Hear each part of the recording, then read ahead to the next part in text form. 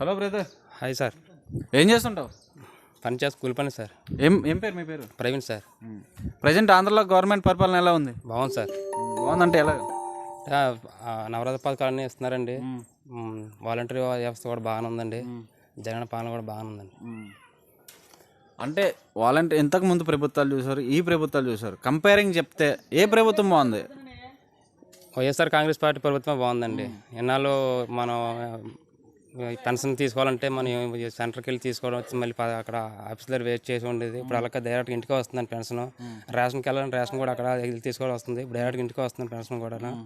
నవరత్నాలు, అమ్మఒడి కానీ, రైతు భరోసా కానీ, అలాగే కొన్ని పథకాలు కూడా బాగున్నాయండి.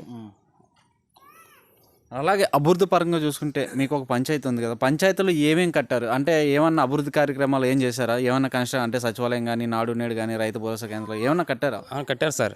మాకు ఏములపూడి పంచాయతీ సార్ మాది. అక్కడ రైతు భరోసా ఉంది సార్ అక్కడ.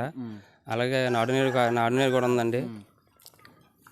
అలాగే మరి సచివాలయం కట్టారు కదా, సచివాలయం కట్టకముందు అంటే ఆ పనులన్నీ చేయించుకోవాలంటే ఇప్పుడు సచివాలయం ఏ పనులు అవుతున్నాయి, ఆ పనులు చేయించుకోవాలంటే ఎక్కడికి వెళ్ళేవారు?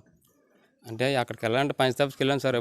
అప్పుడులోని ఇప్పుడే సచివాలయంకి వెళ్తే సార్ ఎలబోలోకి ఏదైనా అవసరం ఉంటే వెళ్ళి ఎలబోలోకి వెంటనే మమ్మల్ని రెస్పాన్స్ చేసుకొని మమ్మల్ని అనుకునే ఏ టైం ఉన్నాయో అని మొత్తం తీసుకొని చేస్తున్నారండి మమ్మల్ని.